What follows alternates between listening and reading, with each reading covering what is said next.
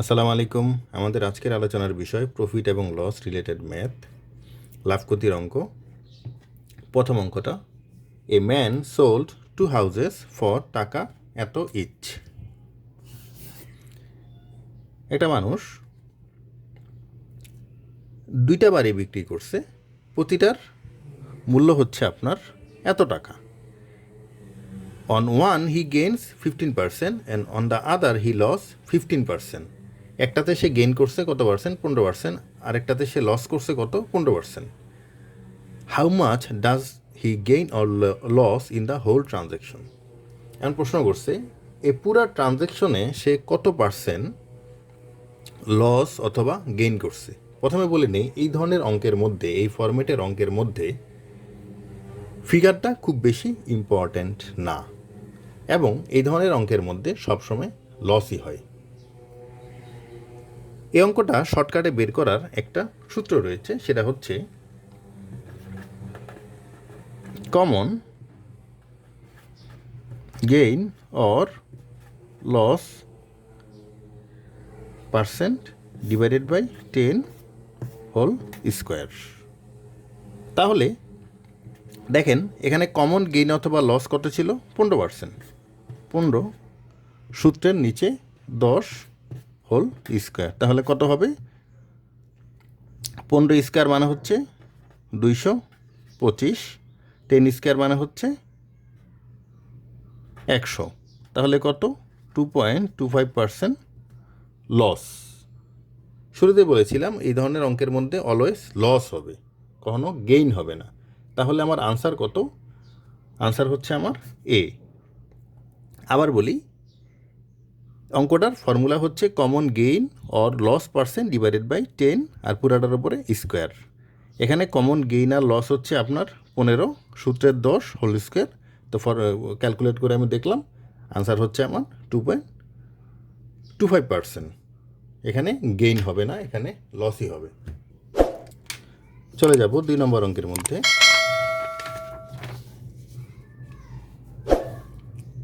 2 নম্বর অঙ্কটার মধ্যে কি বলছে? A trader incurs a loss of 10% from selling an item. একজন বিক্রেতা কোনো একটা পার্টিকুলার প্রোডাক্ট বিক্রি করে 10% লস করছে, 10% ক্ষতিতে বিক্রি করছে। If the selling price was taka 200 more, he would have made a profit of 15%। যদি সেলিং প্রাইসটা 200 টাকা বেশি হতো, তাহলে কি হতো? সে 15% বেশি প্রফিট গেইন করতে পারত। What was the cost of the item? এখন সে পার্টিকুলার প্রোডাক্টটার কস্ট কত, কস্ট প্রাইস কত, মানে ক্রয় মূল্য কত, সেটা জানতে যাওয়া হয়েছে। এটা যদি আপনি কনভেনশনাল ওয়েতে করেন অনেক সময় লাগবে, একটু শর্টকাট ওয়েতে করার চেষ্টা করি। মনে করি প্রোডাক্টটার দাম হচ্ছে আমার 100। এখন দেখেন, a trader incurs a loss of 10% of selling of an item. প্রথমে সে কত দামে সে বিক্রি করলো? সে বিক্রি করলো হচ্ছে 10% লসে, তার মানে 90 টাকাতে। If the selling price was 200 more, he would have made a profit of 15%। এখন দেখেন, 15% বেশি যদি সে প্রফিট গেইন করতে পারতো, তাহলে সে 200 টাকা বেশি পাইতো। তাহলে 15% বেশি মানে কি? 115% সহ কত হবে? 115। এই যে দুইটা এরিয়ার পার্থক্য, সেটাই কি দেখেন 200 টাকা না? সেটাই কিন্তু আসলে 200 টাকা। প্রথমে আমি 10% লসে বিক্রি করলাম। আমি ক্যালকুলেট করে দেখলাম, যদি আমি 15% বেশি গেইন করতে পারতাম, তাহলে আমার 200 টাকা লাভ হইতো। তাহলে দেখেন দুইটার পার্থক্য কত? 115 আর 90-এর পার্থক্য হচ্ছে আমার 25। তাহলে 25 মানেই কিন্তু আসলে 200 টাকা। তাহলে 1 মানে কত? 100 মানে কত? 100 মানে কেন আমার বের করতে হবে? 100 মানে আমাকে বের করতে হবে এই জন্য, কারণ 100 হচ্ছে আমার কস্ট প্রাইস, আমি ধরে নিছি। তাহলে 25 মানে হচ্ছে 200, 1 মানে কত? 25 নিচে চলে যাবে, 100 মানে কত? 25 100-এর মধ্যে যাবে 4 বার, তার মানে হচ্ছে 800। তাহলে কস্ট প্রাইস আমার কত? কস্ট প্রাইস হচ্ছে আমার 800 টাকা, মানে অপশন এ হচ্ছে আমার আনসার। চলে যাব 3 নম্বর অঙ্কের মধ্যে। 5,000 টাকার একটি ছাগল 8% লাভে বিক্রি করলে মোট কত টাকা লাভ হলো? সিম্পল, 5,000 টাকার 8%। 5,000 টাকার 8% কত? 400 টাকা। এই ধরনের সিম্পল পার্সেন্টেজের অঙ্ক কিন্তু আপনার মুখে মুখে করে ফেলতে হবে। বা প্র্যাকটিসের জন্য যদি আপনি দেখেন 5,000 এর 8% মানে কি, 0 কাটা 5,000 40, একটা শূন্যর সাথে যোগ হবে, তার মানে 400 টাকা। অপশন ক হচ্ছে আমার আনসার। চলে যাব 4 নম্বর অঙ্কের মধ্যে। একখানা বাড়ির বিক্রয় মূল্য তার ক্রয় মূল্যের 4/3 অংশের সমান, শতকরা লাভ বা ক্ষতি কত হবে? লিখে ফেলি আমি। সিপি মানে হচ্ছে কস্ট প্রাইস, এসপি হচ্ছে আপনার সেলিং প্রাইস। বিক্রয় মূল্য তার ক্রয় মূল্যের 4/3 অংশের সমান। মনে করি আমার কস্ট প্রাইস মানে ক্রয় মূল্য ছিল হচ্ছে আমার 4 টাকা, তাহলে সেলিং প্রাইস কত? 4/3, তার মানে কত? 3 টাকা। কস্ট প্রাইস হচ্ছে আমার 4 টাকা, সেলিং প্রাইস হচ্ছে আমার 3 টাকা। বুঝেই যাচ্ছে এই জায়গার মধ্যে আমার লস হয়েছে, কারণ একটা জিনিস আমি ক্রয় করার সময় কিনছি 4 টাকা দিয়ে, বিক্রি করার সময় বিক্রি করলাম 3 টাকা দিয়ে, ডেফিনেটলি আমার লস হয়েছে। এখন লাভ আর লস সবসময় নির্ধারিত হয় কস্ট প্রাইসের উপরে। তাহলে দেখেন শতকরা কত লাভ বা ক্ষতি হবে? ডেফিনেটলি আমার লস হয়েছে। তাহলে কত লস হয়েছে? 4 টাকায় আমার লস হয়েছে 1 টাকা। 4 আর 3-এর পার্থক্য 1, 4 টাকায় লস হয়েছে 1 টাকা। তাহলে একে কত? 100-তে কত? 25% আমার লস হয়েছে। তাহলে ক নম্বর হচ্ছে আমার আনসার। চলে যাব 5 নম্বর অঙ্কের মধ্যে। If the price of a product is increased by 15%, then the seller would get 450 টাকা মোর। মানে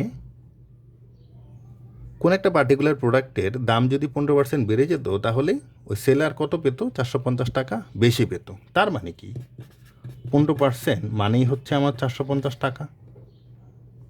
If instead the price were increased by 10, then how much more would he get? তার মানে জানতে চাইছে যদি 10% বেড়ে যেত ওই পার্টিকুলার প্রোডাক্টটা, তাহলে সে কত টাকা পেত। তার মানে 10% কত সেটা কিন্তু আসলে জানতে চাওয়া হয়েছে। তার মানে 15 মানে হচ্ছে 15% মানে হচ্ছে 450। তাহলে 1% মানে কত? 15 নিচে চলে যাবে, তাহলে 10 মানে কত সেটাই কিন্তু আসলে জানতে চাওয়া হয়েছে। 15 45-এর মধ্যে যাবে 3 বার 0, তার মানে 300 টাকা। সিম্পল ঐকিক নিয়মের অঙ্ক। অপশন সি হচ্ছে আমার আনসার।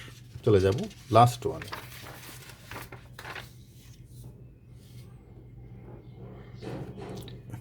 6 নম্বর অঙ্কটা কি? A man sells article at a profit of 20%। একজন মানুষ 20% প্রফিটে একটা পণ্য ক্রয় করছে। If he had bought it 20% less and sold it for 5 টাকা less, he would have gained 25%. যদি সে 20% কমে ওই জিনিসটা কিনতে পারতো এবং 5 টাকা বেশিতে বিক্রি করতে পারতো, তাহলে সে 25% গেইন করতো। Fine the cost price of the article. আবার বলছি, এটা যদি আপনি গতানুগতিক ওয়েতে করতে চান তাহলে ডেফিনেটলি অঙ্ক হবে, কিন্তু সময় একটু আসলে বেশি লাগবে। একটু শর্টকাটের মধ্যে দেখি। মনে করি আমার কস্ট প্রাইস হচ্ছে আমার 100 টাকা, তাহলে সেলিং প্রাইস কত? 20% প্রফিট আমি বিক্রি করছি, তাহলে 20% বেশি হচ্ছে কি আমার 120 টাকা। If he had bought it 20% less, দেখেন নতুন কস্ট প্রাইসটা আমার কত? নতুন কস্ট প্রাইসটা আমি ধরলাম CP1, সেটা কত? সেটা হচ্ছে আমার 20% লেস যদি হয় 80 টাকা। হি উড হ্যাভ গেইন 25%, তাহলে নতুন আমার সেলিং প্রাইস কত? নতুন সেলিং প্রাইসকে আমি ধরলাম SP1, 25% মোর। 80 25% কত? 20। তাহলে 80 আর 20 কত? 100। তাহলে নতুন সেলিং প্রাইস হচ্ছে আমার 100। এই যে দেখেন দুই সেলিং প্রাইসের পার্থক্য কতটুকু? দুই সেলিং প্রাইসের পার্থক্য আমি দেখতে পাচ্ছি 120 মাইনাস 100 মানে হচ্ছে 20। এখন দেখেন এই 20 মানেই কিন্তু হচ্ছে আমার এই যে বলছে 5 টাকা লেস, তাহলে 20 মানেই হচ্ছে আমার 5। তাহলে 1 মানে কত? Cost price of the article মানে 100 মানে কত সেটা আমাকে বের করতে হবে, কারণ আমি ইনিশিয়ালি ধরে নিছি কস্ট প্রাইস হচ্ছে আমার 100। তাহলে অরিজিনাল আমার কস্ট প্রাইস কত হবে 100 দিয়ে গুণ দিব আমি, কারণ কস্ট প্রাইস হচ্ছে আমার 100, 20 100-র মধ্যে যাবে 5 বার, তাহলে 5 5 25। আবার একটু যদি ব্যাখ্যা করি, a man sells an article at a profit of 20%, মানে ধরে নিলাম আমি কস্ট প্রাইস ছিল আমার 100 টাকা, তাহলে 20% প্রফিটে আমি বিক্রি করলাম 120 টাকা। If he had bought it 20% less, আমি ধরে নিলাম সে যদি 20% কমে ওই জিনিসটা কিনতে পারতো। 20% কম মানে কি, 100 থেকে 20% কম হচ্ছে 80 টাকা হয়ে গেল। তাহলে যদি সে কিনতে পারতো অ্যান্ড সোল্ড ইট ফর 5 টাকা লেস, এই যে ক্লোজটা সেটা নিয়ে আমি পরে ভাবি। তাহলে প্রথম ভাবছি আমি কি 20% লেসে আমি সেটা কিনতে পারলাম, ওকে, সেটাকে আমি ধরে নিলাম CP1। তাহলে সে কি করতে পারতো, হি উড হ্যাভ গেইন 25%। তাহলে এটা 25% যোগ হয়ে যাবে, 80-র সাথে 25% যোগ হয়ে কত হলো 100।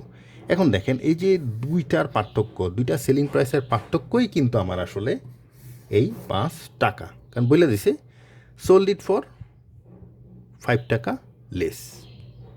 এই দুইটার পার্থক্যই কিন্তু আমার 5 টাকা, দুই সেলিং প্রাইসের পার্থক্যই আমার হচ্ছে 5 টাকা। তাহলে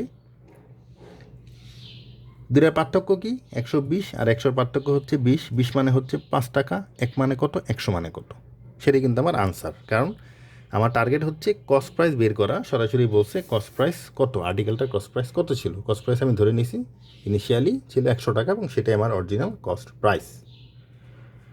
তো প্রফিট লস নিয়ে আমাদের আজকের আলোচনা বা ভিডিও এতটুকুই ছিল। আমাদের সাথে থাকার জন্য অনেক ধন্যবাদ। আশা করি সাবস্ক্রাইব করে পাশেই থাকবেন।